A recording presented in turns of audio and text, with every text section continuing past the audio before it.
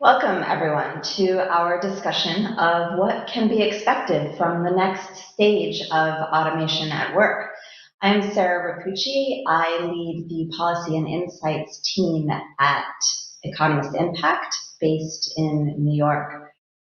In this session, we're going to dig in on how AI and automation can be used in concrete ways to improve the work experience of employees. In the knowledge economy, AI has brought opportunities to eliminate some of the more boring tasks that employees once had to do and simultaneously improve analysis and problem solving. But AI has great potential to do much more for innovation, and our panelists today have direct experience with this. We'll be talking about how AI can move from playing just a supporting role to how it can be an active participant in both hybrid and in-person work. And we'll also discuss what that will mean for what work looks like. I'm joined here today by an incredible panel of experts for our discussion. Jennifer Leonard is Chief Innovation Officer and Executive Director of the Future of the Profession Initiative at University of Pennsylvania's Carey Law School. Sajid Joseph is Chief Innovation Officer at the American Red Cross, and Andrew Anagnos is President and Chief Executive at Autodesk. Thank you all for being here. I'm going to roughly divide our conversation today into three main topics. First, we'll talk about how AI can be implemented across workforces. Then we'll discuss what automation can do to enhance learning and development. And finally, we'll talk about the potential of AI, what you think it can do going forward to have a positive impact on employee experience and happiness at work. So let's dig right in. Let's start with this idea of boring work. I'd love to hear from all of you some examples of work that employees in your experience have been happy to give up and what you think AI can do to improve it. Sajid, would you like to start us off? Sure, thank you. So, when you think of boring work, you typically think of tedious, more cumbersome kind of work which needs to be done.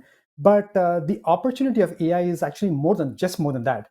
AI can actually help with a lot of providing intelligent insights, providing decision-making capabilities, which can help make everybody's role more effective and achieve better outcomes. So it's a combination of not only solving those tedious, boring tasks, but also helping with a lot of insights, which can help in making their job effective. I like to call it more like augmented intelligence in a way, and that's how I would like to look at it. Let me give an example. So at the American Red Cross, we provide 40% of the nation's blood supply, and to do that, we have to hold a lot of blood drives. And our phlebotomists who go and collect blood from each of these blood drives, they have a lot of tasks they need to do. So the two primary tasks which they do would be collecting blood properly and also making sure that they can provide the best donor experience. Now, in addition to those two primary tasks, they have a whole slew of tasks which they need to do. And what we have been doing is building AI tools to help with all those non-strategic tasks. So, for example, things like predicting how many donors will show up. So we have AI models which predict how many donors will show up for a blood drive. So hence we know how much staff we should send to a blood drive, how long the blood drive should be. We also have specific recommendations for each donor, what should be the type of procedure they donate that day based on what demand we have for blood. We have built personalized AI models which help in collecting, in configuring the complex procedures the right way, so that we can collect platelets, which are used for cancer treatment and things like that. So what we're trying to do is make sure we provide a lot of tools using AI to help solve a lot of those activities which the phlebotomist has to do, so that they can focus most of their time on those two strategic things of collecting blood properly and providing the best donor experience. So that's how we've been kind of using AI in a day-to-day perspective. Great. So now we'll go to a very different context. Andrew, maybe you could tell us your thoughts on the improvements that AI can bring to this concept of boring work. Boring work has a lot of different dimensions to it. All right, it's the repetitive tasks. It's It's the things that don't add value to the creative process. We make software for creative professionals, architects, engineers, movie designers, special effects artists. These people, a lot of their time is spent in creative problem solving. Anything that gets in the way of creative problem solving or managing trade-offs is considered boring, non-value added work. They do it because they have to, but it doesn't bring them joy. And I think people come to work to feel like they've accomplished something, and often to feel like they've gotten joy. And I'll tell you, if we look back at the pandemic, there's one thing consistently we hear from our customers and from our employees. I don't miss boring meetings. And I think there's you might want to. So what does AI have to do with boring meetings? All right, one of the things that we see AI as being able to do is surface the most important issues people have to discuss when they have time together to solve a problem collaboratively or as a group. And AI can actually be the kind of project manager behind the scenes that's watching what's going on and saying, you know what, hey, Mr. Architect, Mr. Engineer, or Mr. Construction Professional, you are missing this disconnect right here, and it's going to cost you a lot downstream in the process. I think you should focus your time on this issue.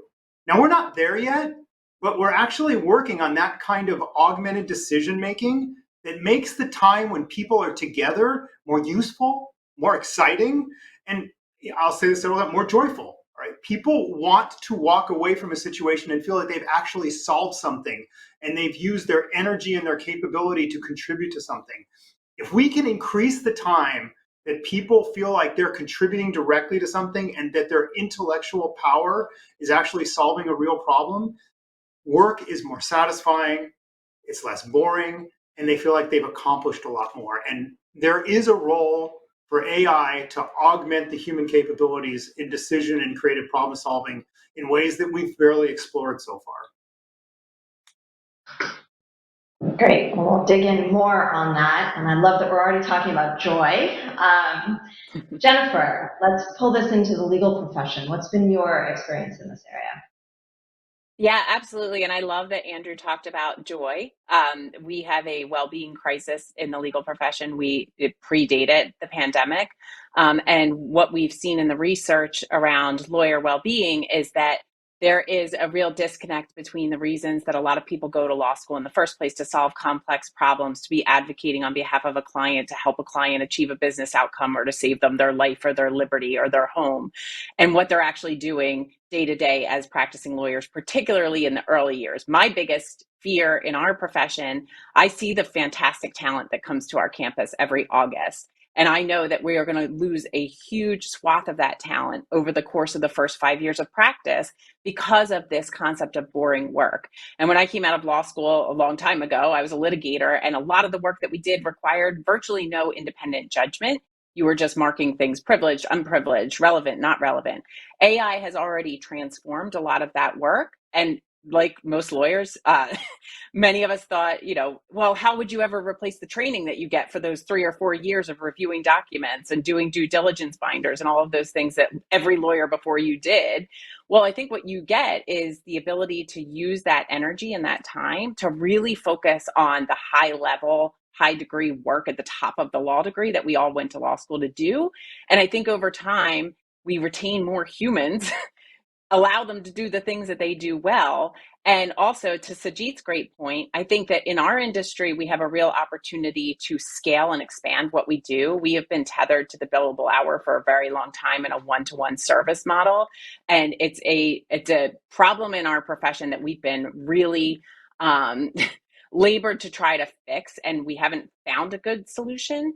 But I think that AI offers the ability to do some of the things Sajid talked about resource allocation. So how long does this engagement typically take? What did we actually need to surface in terms of our skill sets?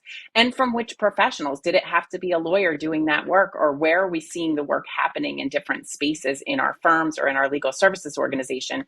And how can we use that to drive different service delivery models that expand that? And I think, to go back to Andrew's point, that could do a lot to elevate the well-being of lawyers, to not constantly be having to use your time as the only measure of your work, but instead the product and the problem solving expertise that you bring to the table. I love this idea that we all kind of thought that our jobs would be one way, and I think many of us know that feeling of starting out and realizing it's not quite what we thought it would be. So, the more that we can do what we imagined it would be like, the better. Since each of you is handling such a different kind of workforce, I think there's a lot of different lessons that we can bring to all the contexts that our audience may be facing. So I'm interested to dig in a bit more on some of these examples and on some of the things that you've seen, ways that AI has improved workforce happiness and functioning. So Andrew, let's start with you. You're in the technology sector, so maybe the industry that's most open to AI. Tell us how you see AI addressing the challenges of working in today's environment, some of the examples that you've seen. Yeah, and as the husband of an ex-lawyer, I know exactly what Jennifer's talking about. She's now a marriage and family therapist. Changed See, we lost her. Yeah, you did. You lost her, and there were reasons why. Now she's on the other side of the argument, trying to keep things together. So it's the way the professions sometimes go. Look, I think one of the ways that we are directly helping people today, and I'll talk outside of the theoretical box, is with expertise. All right, people, we build very complex tools, and if I demonstrated you how someone like an architect or an engineer got their idea into the computer using one of our tools, you would not be impressed with the amount of work they have to do to actually capture that idea in a way that they can communicate it to somebody else. So creating expertise in some of these tools and allowing people and helping people find the fastest way to get their idea from their head into the computer in a way that it can be communicated to other people is a high value area where AI can deliver potential right now. So what we do is we have some applications that behind the scenes watch, and that's a little spooky because we don't like to be watched, but there's tools that are watching how our user bases across certain applications use the application and who's more productive and who isn't. And the AI is actually actively sharing that expertise with the broader user community. So what it allows people to do is get the insights and capabilities of an A-player expert right in front of them at all times. So as a result, they spend less time using the tool to get their idea in the computer and more time using the tool to explore the ideas, which is where they really get a lot of their excitement and energy from, is exploring new ideas, exploring vectors. So we actually help elevate their expertise, and then we turn the computer towards them and say, hey, have you considered this option or this option? And give them ideas that essentially they might not have come up with through their own intuition. So we help them branch their ideas and thinkings. And we're actually doing that today. It's complicated. It's not nearly at the level of sophistication it needs to be, but people react incredibly favorably to these things that actually help them reduce the amount of non-value added work. Great, it's a fascinating example. I feel like you have a little mentor sitting on your shoulder telling you which way to go. Maybe Jennifer, you want to jump in and tell us a bit about the legal profession and some of the other challenges that you've seen that AI has helped to overcome. Yeah, and I want to build on Andrew's point about, I think there are some threads of interdisciplinarity there, which I think is a novel concept to lawyers. The way that we're regulated means that the only people that can own equity in a legal services organization are fully trained JDs. And what that means is that everybody at the helm of a legal services organization was trained in exactly the same way, approaches problems in exactly the same way. And it's no secret, I'm not sharing any news, that the legal system is fundamentally broken. The Institute for the Advancement of the American Legal System has done studies saying that 80% of American civil legal needs go unmet every year. In any other industry, that would be catastrophic market failure. And we have the privilege of self-regulation. In exchange for that privilege, we are expected to extend to society the ability to navigate rights and obligations under the law, and we are not currently doing that. So I think AI creates enormous opportunities to partner with technologists, to partner with engineers and computer scientists to do things like leverage natural language processing platforms. So if, for example, I'm in an abusive relationship and I'm trying to get a protection from abuse order, I don't need to know the language in the law, because I guarantee you a lawyer wrote it, so it's complex and nobody can find it who speaks natural language, and put into a search bar, my boyfriend is hitting me, or I need to get out of this relationship, and have over time the augmented intelligence, as Andrew's saying, to understand the underlying legal issues that are being surfaced by that statement, and to start connecting the dots for people so that they can self-navigate, since we have left them to self-navigate.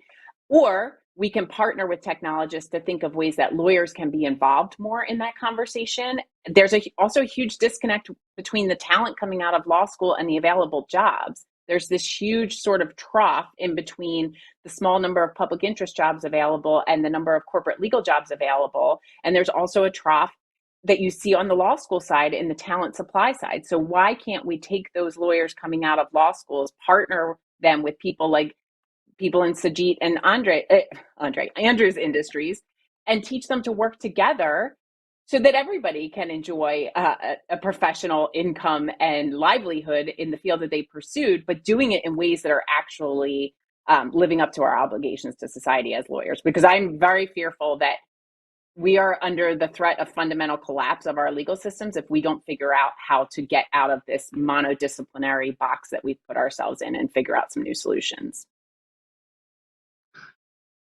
I think that's really important, thinking about almost being in a crisis situation and how AI can really save us. Sujit, I'd love to hear more examples from you. You kicked us off with a great one. What else has the American Red Cross been doing with AI? Yeah, and similar to what Jennifer and Andrew mentioned, I think the beauty of AI is to kind of redefine the problem completely.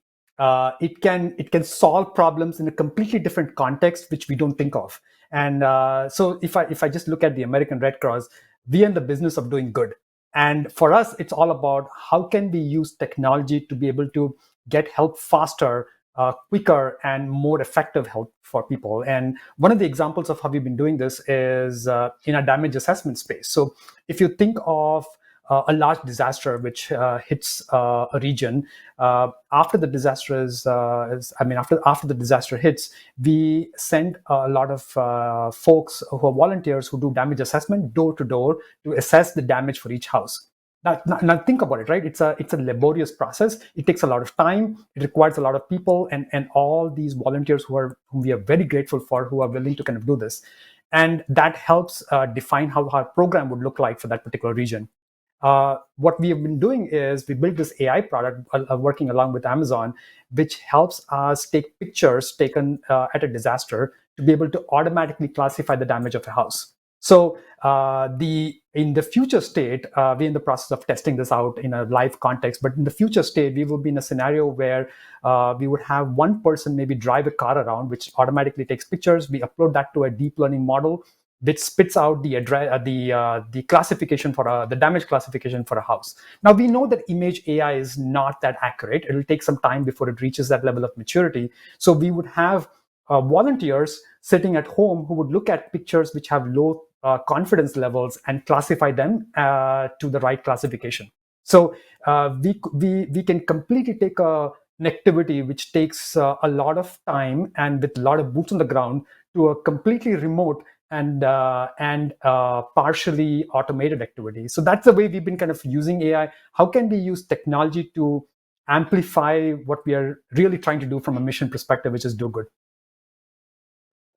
Sarah, could I offer one other example too? Because Sajid's making me think of different ways that we can apply this to in our context. And I think this will resonate with anybody, even if you've never stepped foot in a courtroom or engaged with the legal system, is developing a better way to have what we call in the law relational contracting, which is everybody, every time you download an app on your phone, you scroll through all these terms and conditions that nobody reads and you click I agree, because it's a contract of adhesion. The person from whom you want the service is in a position of power and you can't do anything about it.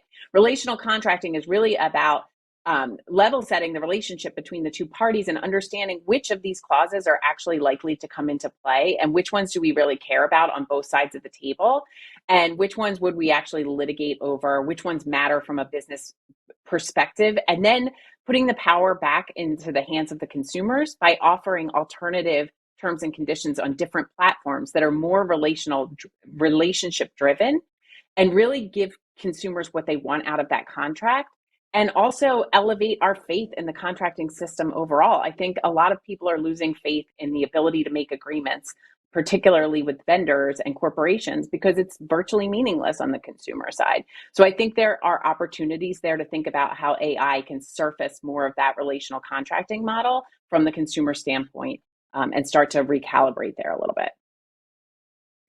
Sarah, I want to build directly off of what Jennifer said, because in the architecture, engineering, construction world, the built world we live in, it's a highly distributed ecosystem between individual players, architects, engineers, construction professionals. It's a very low trust ecosystem. And built into the relationships and characterizations of how various teams work together in this ecosystem is this notion of trying to shift the liability to someone else, right? Or trying to make sure that you cannot be held accountable for a mistake that was made. It's very much built into the way the ecosystem works. And there's a real reason why all of us should be really upset about this. And I hate to say it, but that ecosystem accounts for 40% of the carbon that ends up in our world and embedded in our buildings and embedded in our construction processes. It also accounts for a massive amount of the waste that ends up in landfills.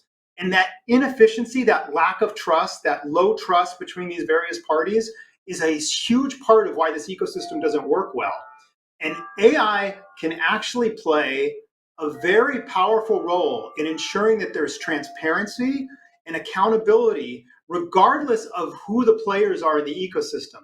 And that is essentially kind of allowing a machine-driven way of creating contractual relationships that provide accountability and actually put the power back in the owner's pocket. The owner being the person who commissioned the infrastructure project, which is a government typically, someone who commissioned a building, someone who commissioned a multifamily housing unit. They get to have much more control about what's visible, and the ecosystem works better because there's somebody arbitrating behind the scenes who's accountable for what the transparency is, and it removes incentives to make money off of the mistakes of others. And I see a lot of opportunities for AI to play the neutral arbiter in some of these low trust ecosystems. And it plays to what Jennifer was saying just in a different vector.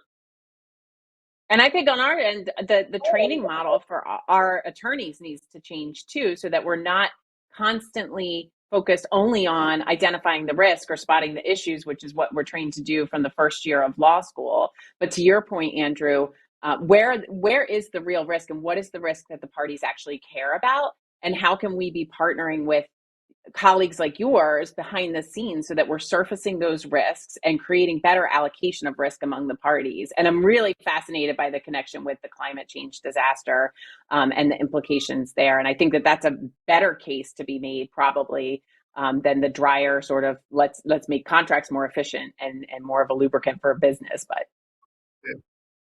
look, if the ecosystem that is responsible for so much of the carbon footprint in the world is highly inefficient, that's bad for all of us, all right? And part of it is the relationships, but part of it is also the decision-making processes that those relationships create.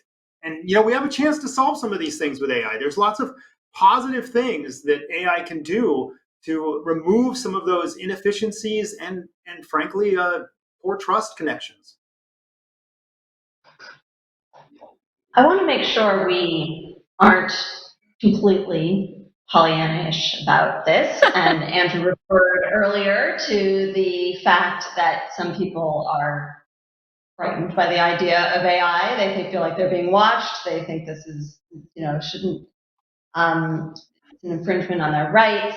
I'd love to hear some of the things that you hear within your organizations and your circles, the mistrust of AI, and what your response is to that, how you explained that AI is not as scary as everybody thinks.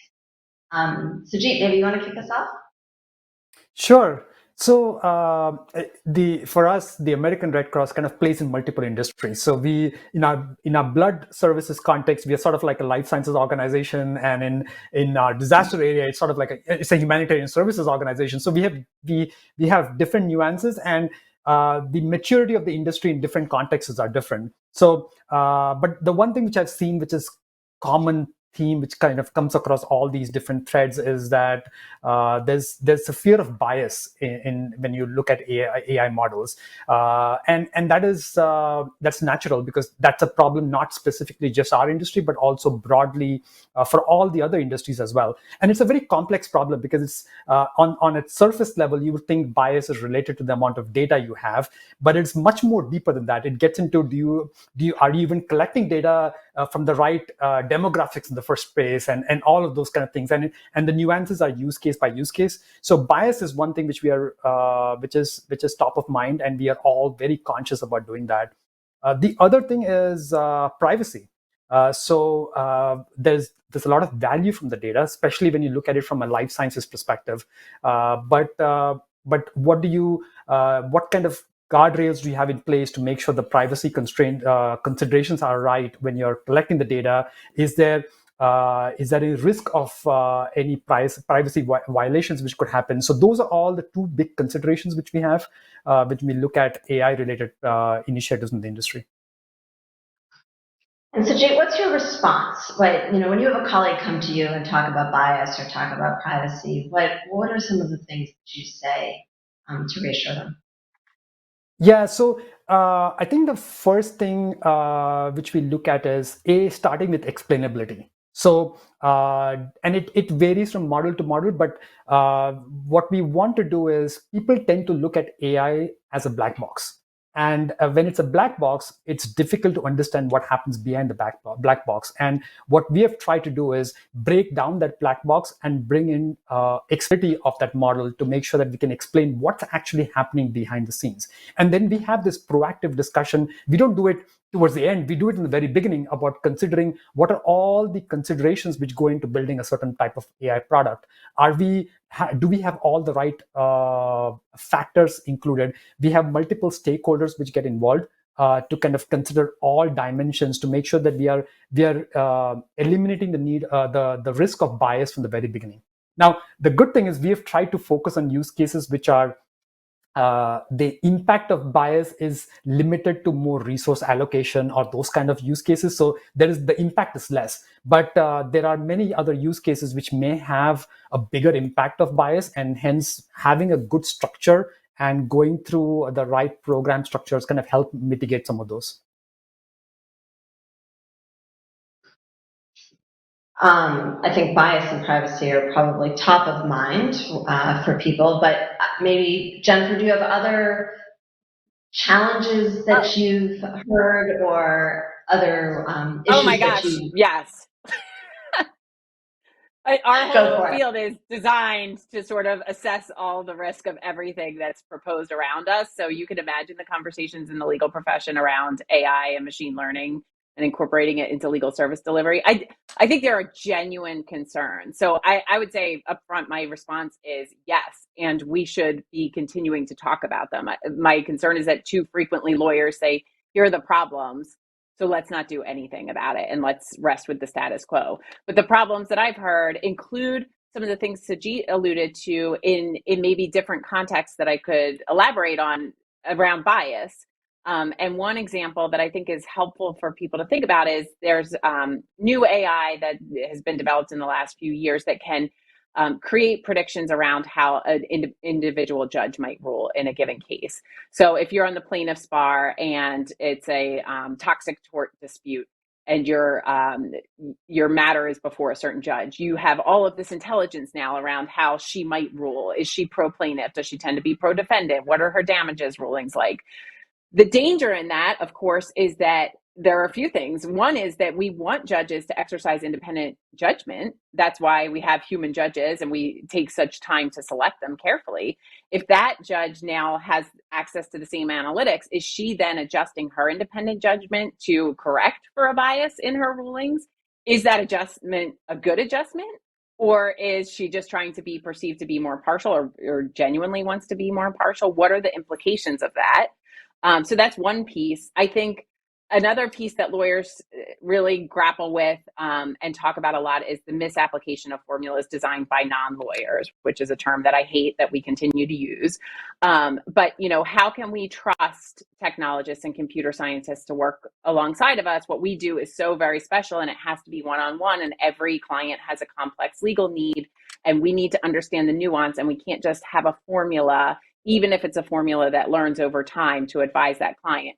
What I normally say in those circumstances, because lawyers love to be compared with doctors, is that the healthcare system is using analytics and predictions and AI and machine learning, and have been refining that technology over time, and the stakes are much higher there. But the service has been exponentially expanded over the last 40 years as a result of drivers that we don't have in our industry in the form of insurance companies, and there are flaws there too.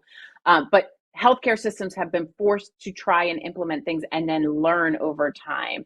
And so I know that we're strong learners. Lawyers love to learn new things. What I think is hard for us is the cultural adjustment around the idea that we should have any connection with computer automation of what we do. And I think there are legitimate, real concerns that we need to dig into, but we need to do it more quickly than we've been doing it. Andrew, what have you seen in this area? What are your responses? So many things that people are worried about. Look, I think, first off, let's start in the area of creativity. I think probably some of you are aware that recently in the news, an AI won an art contest, this beautiful piece of art that was just amazing. It wasn't some big prestigious art contest, but it doesn't matter, right? It was an art contest and AI won. And when you looked at it, you couldn't distinguish. I mean, you were like, wow, it was beautiful. I have no idea a computer did that. Computers are generating movies now. They'll generate short films for you, and they'll do it from random pieces of video footage. And all of a sudden, an AI can create a film. An AI can also create songs off of that. I mean, you can have a song generated by an AI all the way through to music. If you're a creative professional, let's say for an architect, okay, an architect immediately goes to play, well, can they create an iconic building? Will the next Frank Lloyd Wright be, Intel? What is the limit with regards to my creative input and what the computer can do? And I think this is an area of great fear for people. And we can talk about why that fear may materialize or not, but let me talk about bias, all right? The working part of artificial intelligence right now is machine learning. How does machine learning work? It trains a computer off of existing and past patterns and data. So if there was bias built into how you decided to build a piece of infrastructure, whose requirements were prioritized for a building with regards to livability or accessibility, or what types of trade-offs were made with regards to any type of product design, that bias gets encoded into the machine learning algorithms, and it can be completely invisible. People worry about these things because they wonder what they're building for based on this. It goes back to Shajit's point about the black box. What comes out of the black box, how it got there is kind of unknown. And the last piece may seem a little bit more trivial, but people worry about it. And by the way, all the things that Jennifer and Sajid said come up in my domain as well in spades. But we also have the issue of, hey, are you encoding my competitive advantage into some algorithm? Are you taking what makes my company or my institution unique and giving it to my competitor or to the entire community? And people wonder about these things. And there's reasons to wonder about it. So the list is long, but those are kind of three examples around creativity, bias, and competitive advantage that we hear a lot. And if I could just add one more, Sarah, I think in our industry, the data and the statistics and the information that we have is just so bad because we've never collected it in a reliable way in terms of what kind of matters are moving through our court systems. The software that we use in the public sector is so antiquated and none of it talks to one another. So, we're almost starting from scratch, I think, in a lot of ways where we can't even take the existing data and apply the technology to it to generate any kind of reliable results.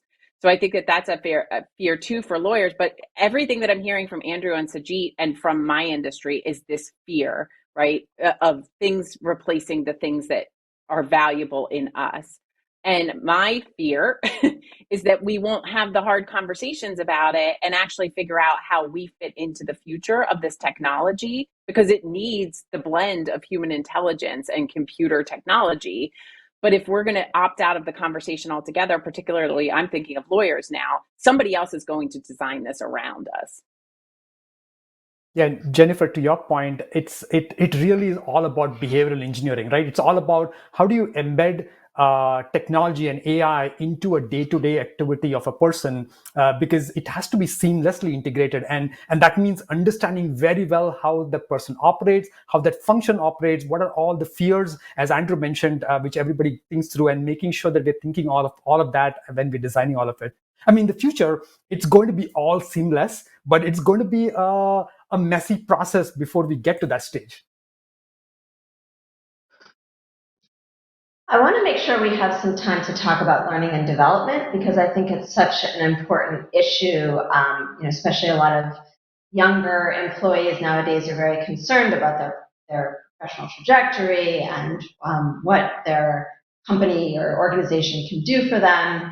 I would love each of you to just give one brief example of something that you think that AI can do or that you've seen AI do for learning and development.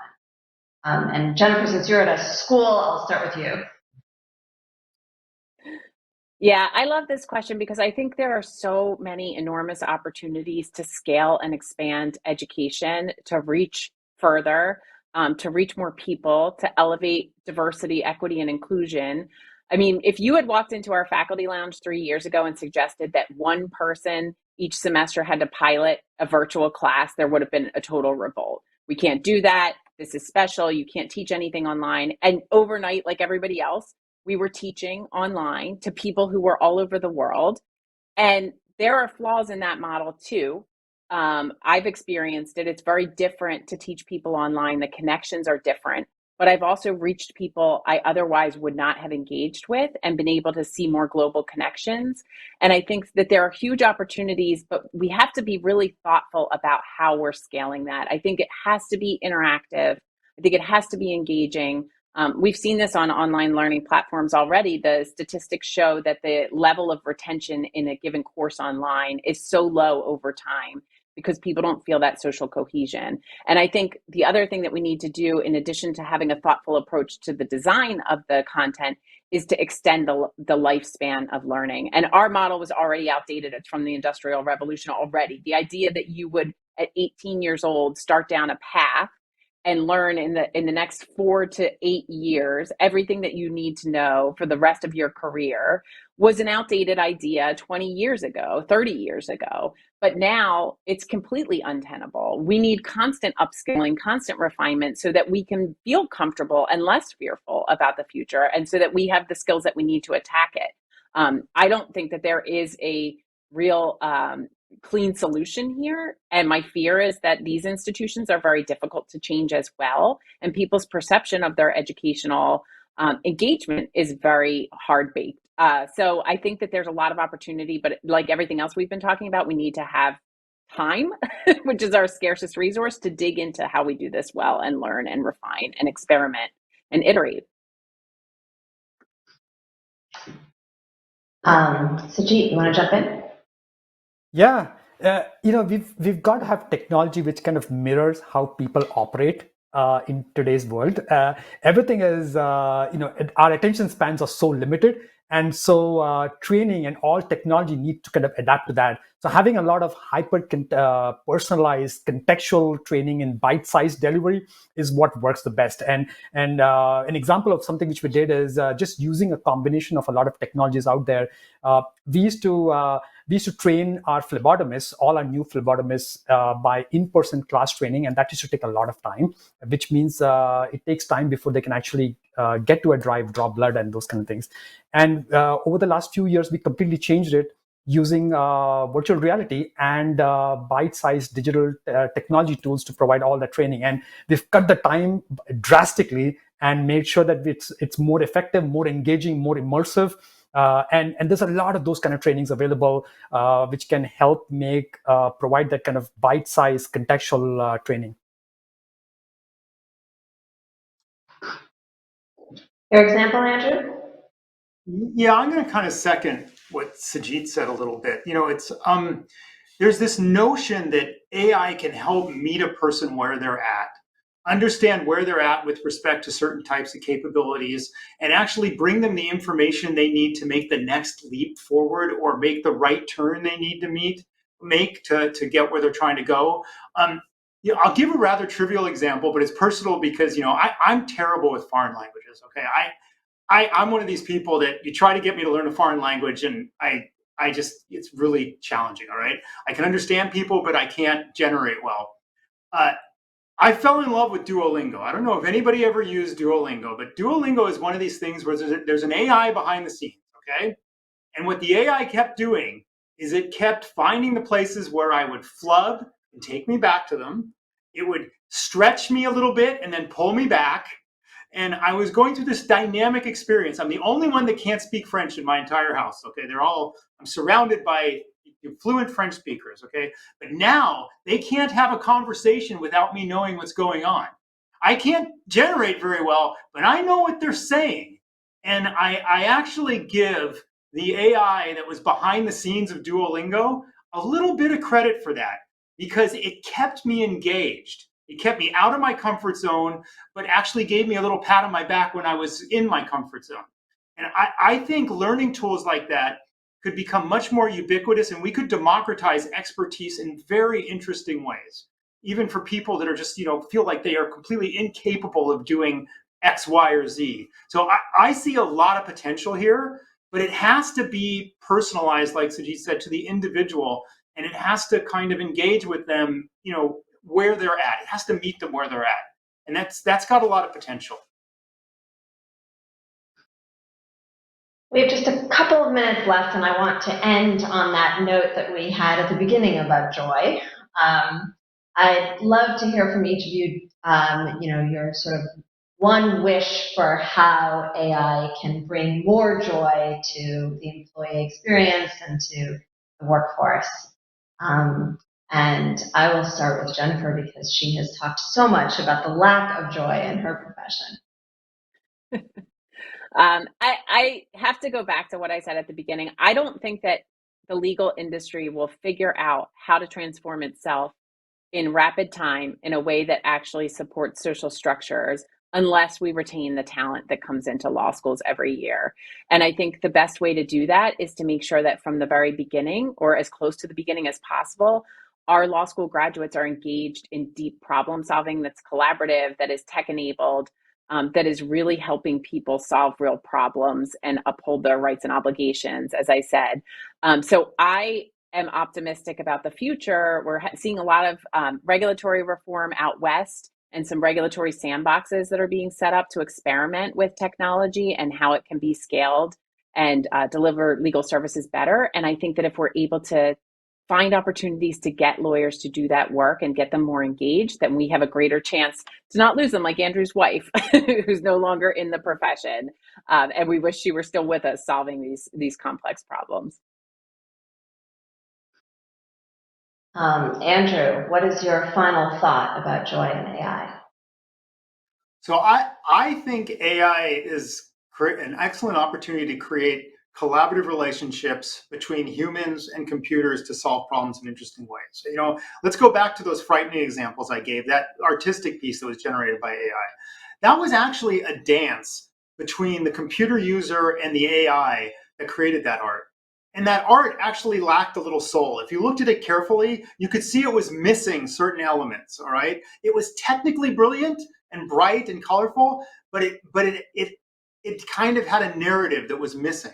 And those movies that AI builds, they're boring, all right? They make sense, but they're boring.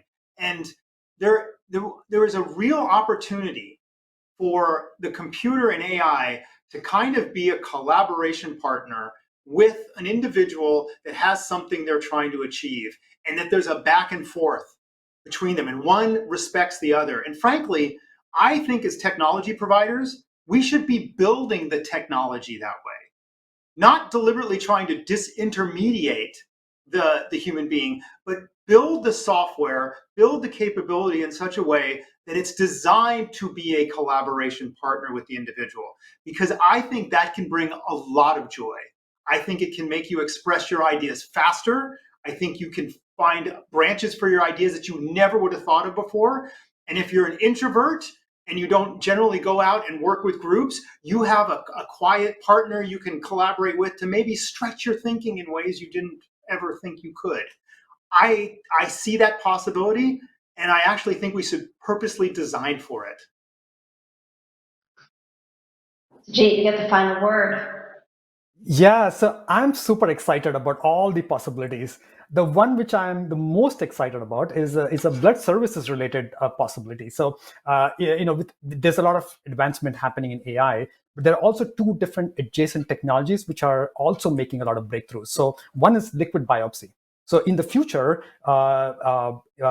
you could detect protein levels in a blood sample and see if you have potential cancer elements. So, for example, they've done research which identifies possibility of prostate cancer using blood. So, at a point when liquid biopsy becomes more mature, you would have a lot more opportunity with that kind of area. The other space is genomics.